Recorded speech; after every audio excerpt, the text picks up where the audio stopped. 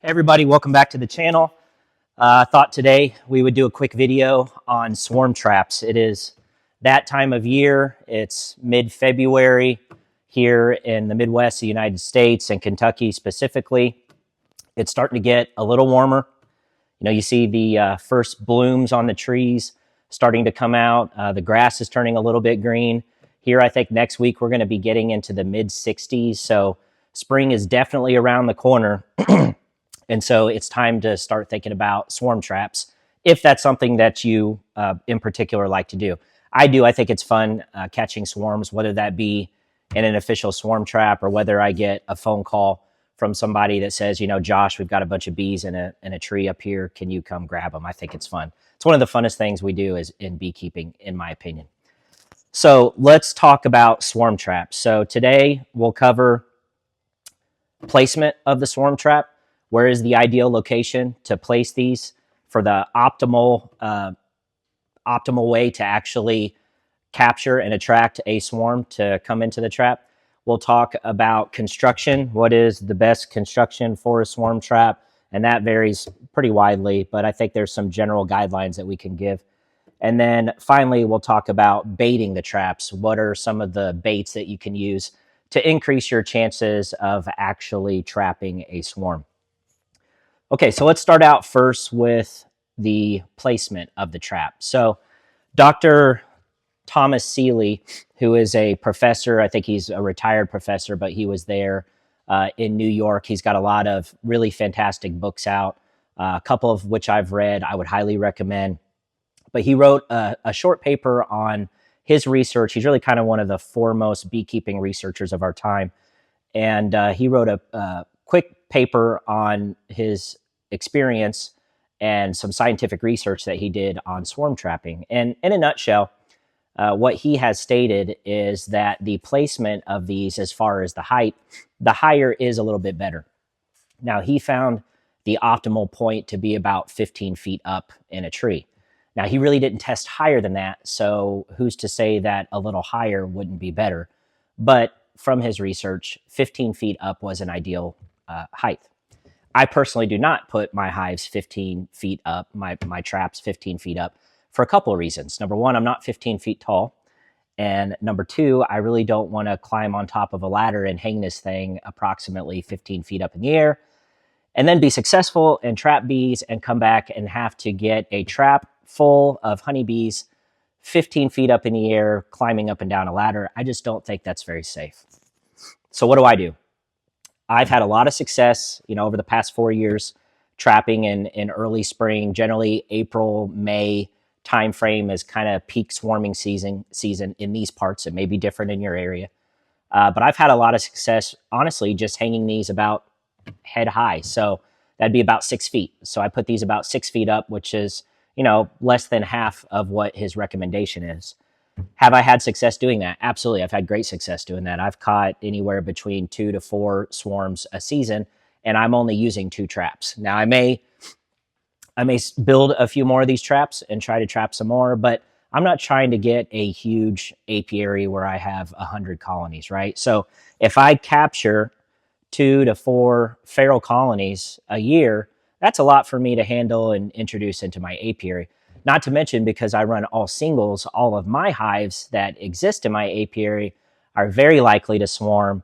And so I'm also trying to capture those. If one happens to go into one of my traps, fantastic. But I've also caught feral colonies in these traps. And you never really know.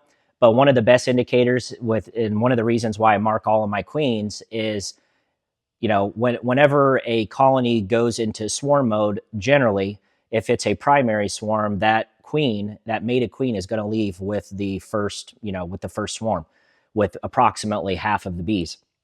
If she's marked and she goes inside this trap, when I go to place this in one of my colonies, I'm going to see that it's one of my marked queens and know that it came from my apiary. If I don't see a marked queen in there, then there's a chance that it did not come from my apiary. Now, I do place these in close proximity to my apiary, so it's always a chance that the bees that are coming in here are swarming from my own apiary. But that's just icing on the cake for me because I would want to collect those swarms anyway. So whether I collect them on a tree branch or whether I collect them in a trap, I see that as a win-win. If you do want to try to introduce some other genetics into your apiary, you're going to want to make sure that you hang these traps pretty far away, several miles away from your apiary, and that'll give you a better chance of attracting and trapping some genetics that are not from your apiary that you can then introduce, which is always a good thing, especially if it's a feral colony. I think that's a good thing. So height, yeah. I place these about 6 feet up, and I've had really good success with it. This particular swarm trap, so we'll move on to the next topic, which talks about construction. I got this design off some random person that I watched online. I just thought it was going to be easy to make. My dad helped me construct this. It's made out of pine and OSB. I would not recommend using OSB in hindsight. And that's, you can see on the front here where it's OSB. And the primary reason for that is the OSB, I don't know if you can see inside here. This OSB right here, when the bees get in here, they can cling to that real easily. And so when I'm trying to get all the scragglers out of this swarm trap, after I've removed the frames and put it in a new 10-frame Langstroth, I have a hard time even smoking or getting the rest of the bees, the lagging bees that remain behind that weren't on the frames. I have a hard time getting them out of this. So I would recommend using a smooth surface. So what does that mean? Use pine. Just make these out of pine. You'll have a lot less headaches than what I have. Now, I've thought about, and I haven't done it yet, but I thought about maybe coating this OSB with some sort of lacquer or something to make it more smooth so that the bees really can't cling to it that strongly when I'm trying to get them out of here. But it's not been a huge hassle. It's just been a small hassle for me. So learn from my mistake. And if you're going to make a swarm trap like this, don't use OSB, just use pine. So let's talk about dimensions. The inside dimension here is 18 inches long. You're about 7¼ inches deep. And the height on the inside is approximately 15½ inches. And so what is that doing? Well, it's creating a open space for the bees to assess and analyze, right? So whenever a colony is thinking about swarming, the scout bees will go out and try to find a suitable home. Now, in the wild, in nature, this is going to be, generally speaking, the hollow of a tree. So that scout bee will go in that entrance. Hopefully, it's just a small entrance. They look for that, approximately 2 to 4 inches. Will go in there and see if there is a cavity inside that tree. And she will fly around and essentially take measurements of that cavity and see if this is a suitable place for the colony to swarm to. If it is, she will go back to the hive and she will tell all of her sisters and the queen with pinpoint accuracy where exactly this new home is located so that they can go there. It's fascinating, in my opinion.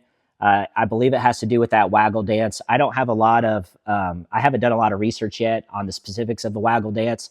I know that it's also used to find food sources. And it's really fascinating if you even start to look into it about how hard the bee shakes her abdomen, and the figure 8 that she does is all indications of telling the rest of her sisters exactly where the food source is. It's pretty incredible. So that scout bee will come and check this out and see if it's a suitable place. And if it is, again, she's going to go tell the original colony, hey, let's go swarm here. So what do all new beekeepers do? Well, at least some beekeepers do when they have their first swarm trap. Their first indication is, well, we're going to put 5 foundation frames in there, right? With no drawn comb on it. We're just going to put some foundation in a frame, and we're going to put 5 of those in there, right? Because that's what you do. Because the bees are going to come in here and they're going to be like, oh wow, this is great. Look, there's foundation. We can start to draw wax on this. No, that is not what you want to do. And the reason is, if you put 5 of these frames in here, what's going to happen with that space, all that cavity space that I just talked about? It's not going to exist. And Dr. Seeley, in his research, found that approximately 40 liters of empty space is the ideal amount. Now, I don't know if I have exactly 40 liters in here. I have enough space to fit 5 frames in here pretty comfortably, and that's it, without without leaving a huge gap. And I'll show you that here in a minute, because as you all know, or as you are learning, bee spacing is extremely important in beekeeping. The bees do everything based around spacing. That could be a whole nother topic, by the way. So what do I use? Well, I use one frame, if you have it, of old, stinky drawn comb. So as you can see, there's foundation underneath, that's the yellow, and this black comb is old, stinky comb from one of my older colonies. Now, why would I use that? Because swarms love old, stinky comb. It tells them, gee, at one point in time, another colony thought that this was a fantastic place to take up residence, so maybe we should do the same. So I do use one frame of drawn comb, and I place that in the very back of the swarm trap. Not at the front where the entrance is, towards the very back. So then what do I do with the rest of it? Well, foundationless frames. So I will put 4 frames in there. They can be foundationless, just like this one, excuse me. The only downside is, if you don't use little bitty starter strips right here, the bees will have a tendency to build some really wonky comb. And it won't be that nice, perfectly straight comb, ideally, that you want. They still may draw the comb nicely in this pattern straight, but they may not. So to encourage the bees to build straight down, I use what's called like a starter strip. And so you can literally take you could take a piece of foundation, you can cut it into fourths, and then you would just tack and screw that 1/4 piece of foundation to the top of the frame. Now, these are actually, this was some old wax foundation that I had. So I just made use of what I had. And as you can see here, some of it has already started to be drawn by bees. That's because I've had success capturing swarms. They are wax producing machines. As soon as a swarm finds a new location, all of those bees are in wax producing mode because they don't have any honeycomb yet. They don't have any comb for their queen to start laying. So they will draw wax like there's no tomorrow. Well, that's what they've done here in just a matter of, let's say a week. They start drawing this comb down. And so then I remove them, put them in a Langstroth, and now I have this. I think this is fine to use. I've had success with having a little bit of drawn comb in there. It's not going to hurt that cavity spacing that I talked about. That's very important. At least it hasn't in my experience. So like I said, I will just use these starter strips and make sure that there's plenty of space elsewhere. So that's it. So if you look inside this swarm trap here, you will see that it holds 5 frames pretty tightly. There's a little bit of space here, and I'll push them up against each other to make sure that that bee spacing is observed. And with that starter of comb there, that's really going to entice the bees to keep it straight for me. Now, some other beekeepers will put wire in here. I just don't like wire. I've never been a fan. I know several beekeepers are, and that's great. That's fine. I personally don't like the wire. But they'll put the wire in there, and that really ensures that the bees draw this comb straight down and keep it in line with the frame. I've caught several swarms, and I've not had an issue with the bees drawing wonky comb for me. So, and a lot of times, those frames that if they've already spent a good deal of time drawing an entire frame out, which has happened, because when I see a swarm move into a trap, I will leave it alone for a week or two, and that's a very highly debatable topic. Some beekeepers say, oh, as soon as you see them bringing in pollen, you need to get them out of there, which means that they're rearing brood, which means the queen is laying. And while I understand that, I have also seen instances where you move a swarm trap too soon, and it causes the bees to abscond. And you certainly don't want that to happen.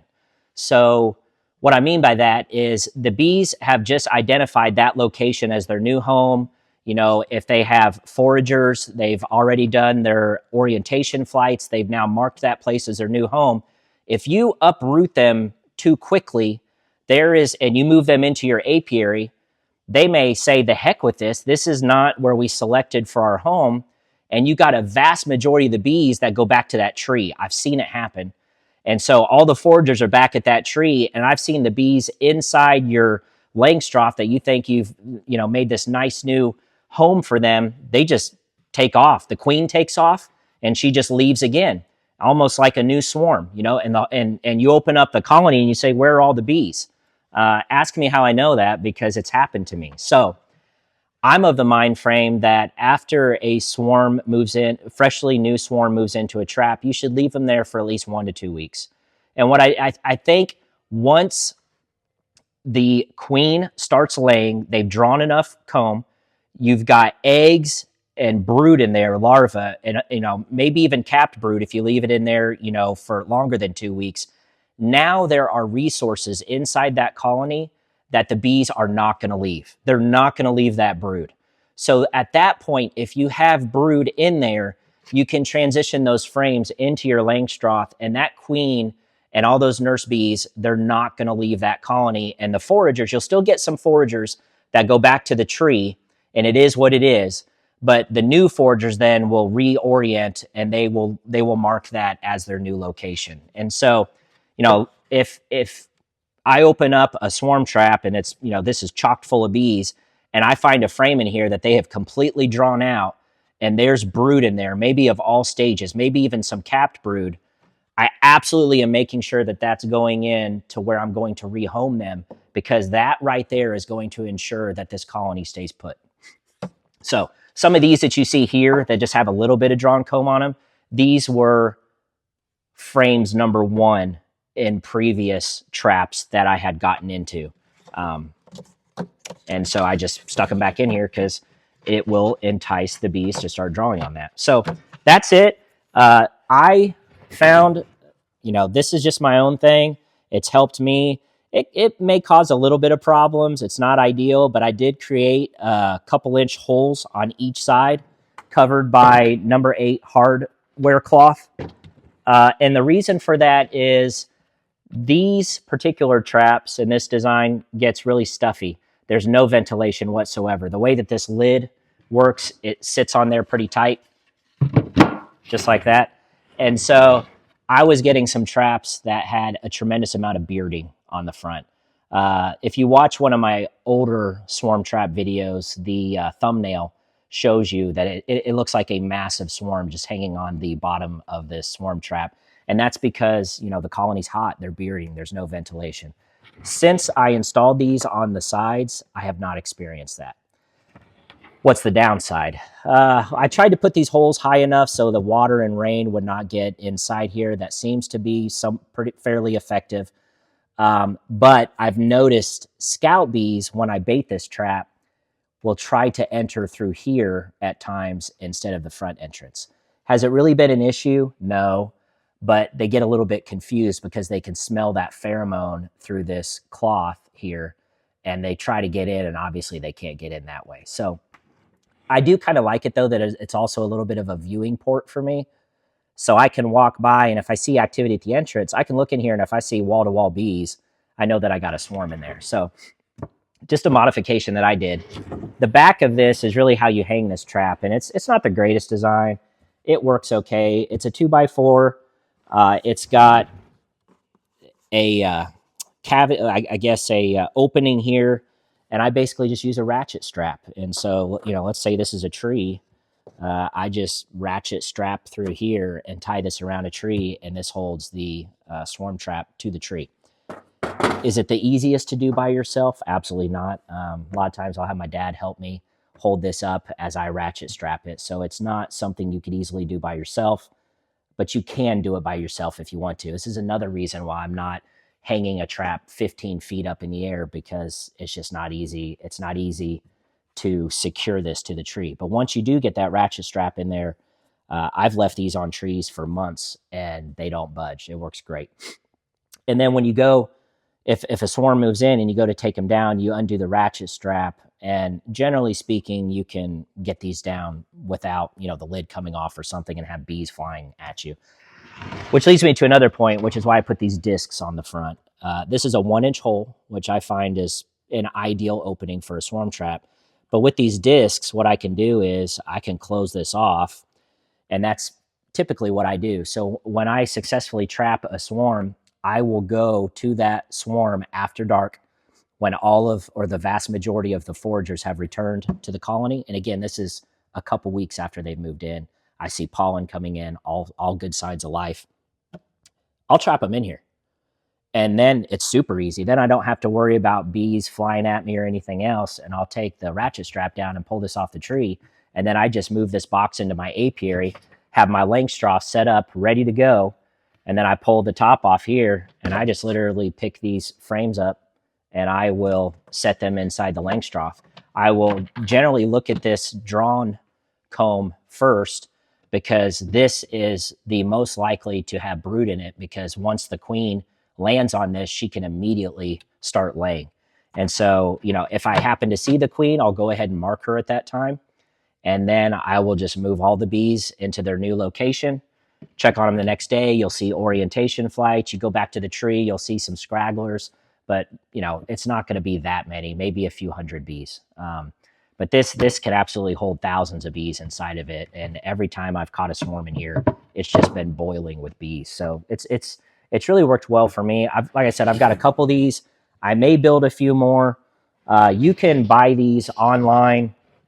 I don't know this exact line, but this exact design, but you can buy swarm traps online if you want to give it a go. I tell new beekeepers, like, if you don't mind building this, or you're somewhat handy with woodworking, go ahead and build yourself a swarm trap and see if you can get, free bees, no pun intended, but freebie.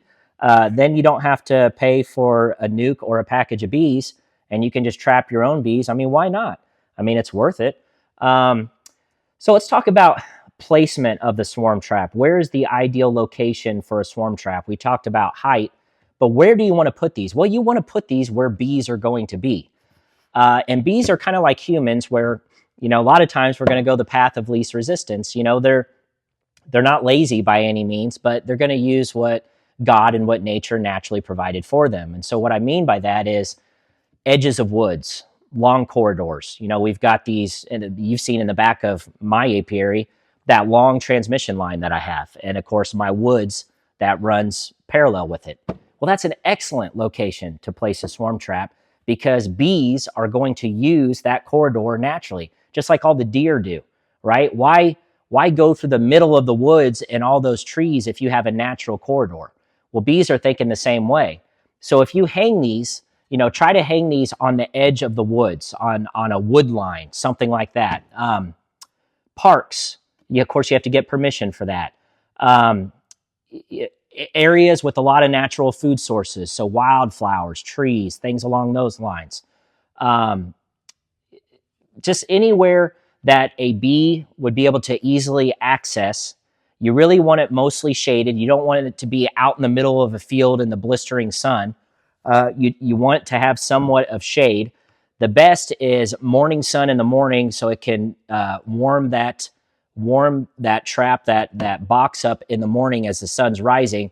And then once you get to the hottest parts of the day, like 4 p.m., 5 p.m., ideally you want to have some shade on the hive at that time, because it can get super hot in the summertime in these parts, right?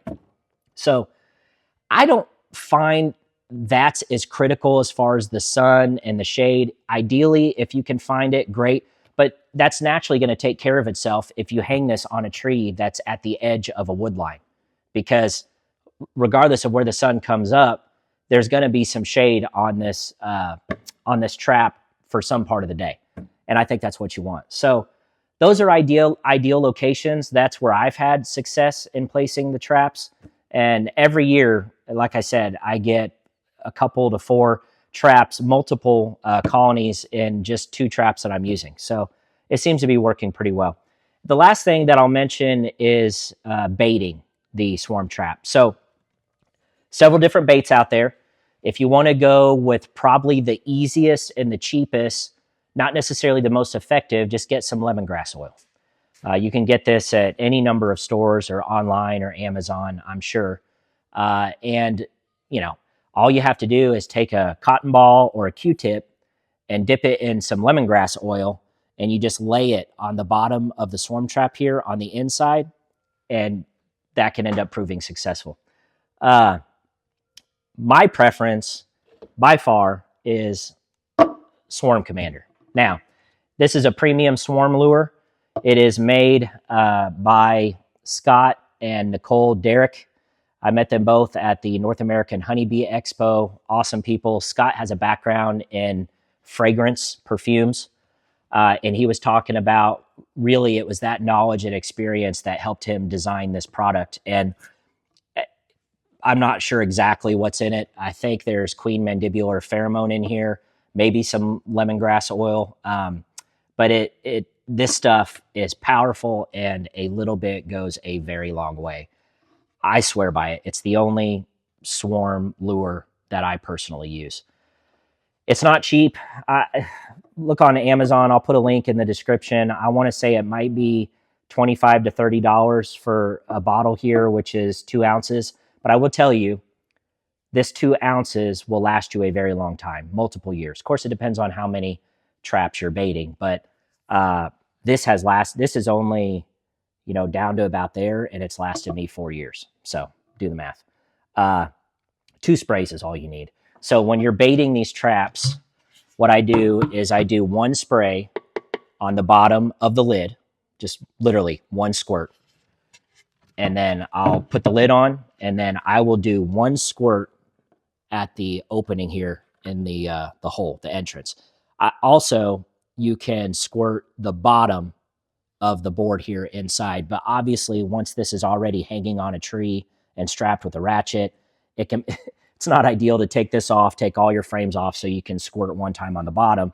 So what I will do when I rebait, which is once a week, I will just walk by and I will squirt once into this entrance. And this stuff is so powerful that if you just stand there and watch for 5 minutes during peak swarming season, May, April timeframe, you are very likely to see 1 or 2 scout bees check it out within just a few minutes. It's that strong. It's that powerful.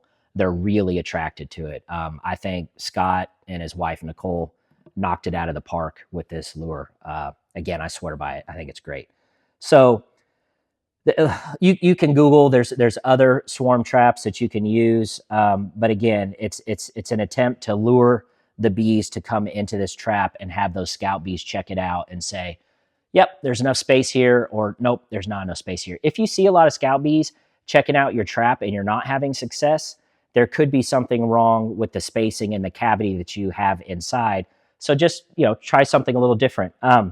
One thing that Kent Williams taught me the other day when I was at the Apis Rescue event, and I'm going to try it, is take empty medicine, like pill bottles, okay? Poke some holes in those pill bottles, take a cotton swab and spray it once or twice with this Swarm Commander, stick it inside the pill bottle, close it up, and hang that pill bottle on a low branch somewhere within the vicinity of your apiary. And he said, you watch those swarms that you're seeing each year that fly to some random tree branch or something, they will fly to that pillbox. So it's not as good as a swarm trap because it's not an actual box for them to make a new home. But if I can hang a couple pill bottles and, get 3 or 4 or 5 of my colonies that are going to swarm to go to those pill bottles where it's super easy for me at, chest level or wherever the tree branch is to capture those and rehome them back in my apiary, I mean, you can bet I'm going to try that. So I'm anxious to see how well that works because inevitably, and my fellow beaks can attest to this, you will get 1 or 2 swarms that, my God, is like 80 feet up in the air. And is it just me, or is it always the massive primary swarms that go 80 feet up in a tree and it breaks your heart and you just have to sit there and stare at them and just be like, well, I guess I'm not getting that one, And then a cast swarm will come out and it's the size of like a softball and it's right there at eye level where you could just reach there and grab them. I swear, I'm not trying to be cynical, but every time I get this massive swarm that's too high for me to get. Well, if Kent says, try this pill bottle strategy and see what it works. I mean, I'm gonna give it a try. And of course, I'll shoot some video and bring you guys along for the ride, and we'll see if it works. But I'm cautiously optimistic. But I'm gonna try that. I'm gonna take a couple pill bottles and bait them. And hey, If a big old swarm lands on that tree and I can easily grab it, great. Now, obviously, this has to be an area where you can frequently check those pill bottles, right? The advantage of this is you bait it. If it's in an area where you can only get to once every couple weeks, if a swarm moves in, you know they're going to stay there, right? If a swarm goes to that pill bottle on a branch, that is a tertiary or intermediate location, and those scout bees are still going to go out and look for a suitable home because the suitable home is not on a tree branch. You've just lured them there with this pheromone in this product. So anything else? I think that's it on the highlights. So when should you put your swarm traps out? And the answer is now. Yes, middle of February. Are we going to get swarms in the middle of February in Kentucky? No. But when it's 60, 65 degrees out next week, you can bet that there's going to be scout bees out looking, because right now in those colonies, that queen is ramping up and she is laying like crazy. I guarantee you several of my colonies have a tremendous amount of brood in them, and it is just about go time. They're just waiting for those few cues from Mother Nature to warm up and those first flowers to start opening up and that nectar flow to be on, and it's game on. And it's, it may be Swarmageddon around here again. And you want to already have these swarm traps hung so the scout bees can make mental notes of where those ideal locations are, which gives you the best chance to capture those swarms. There is no harm in getting your swarm traps out early. No harm whatsoever. If anything, they're just going to stay empty until maybe late March or April or May. Who cares? So be it. But what you don't want to happen is that you miss out on one or two primary humongous swarms because you didn't have your swarm traps hung early enough. So I always tell people, get them up in February. I mean, March at the absolute latest. Early March, mid-March, you absolutely should have all of your traps hung, have them baited and ready to go. And that'll give you the maximum chance to capture some swarms. So that's it. I hope you guys found this video helpful. I love trapping. I love swarm traps. I love trying to capture feral colonies. It's just fun. It's almost like, it's like anything. It's like trapping anything. It's just fun to see what you can get. You go back and check and you see if there any activity. Are there any bees there? Oh, look, there's a lot of bees flying in and out. Is there a swarm in there yet? And if you ever have the pleasure of experiencing a swarm move in live, it's like nothing you've ever seen. Just a tornado of bees around you. And it's just absolutely magical and just a testament to God's amazing creation and what he's done with these amazing little insects. So if you ever get to experience that, you'll never forget it because it's like nothing else. So like I said, I hope you found this video helpful. If you did, please make sure to give it a thumbs up. And until next time, I'll see you guys on the next video.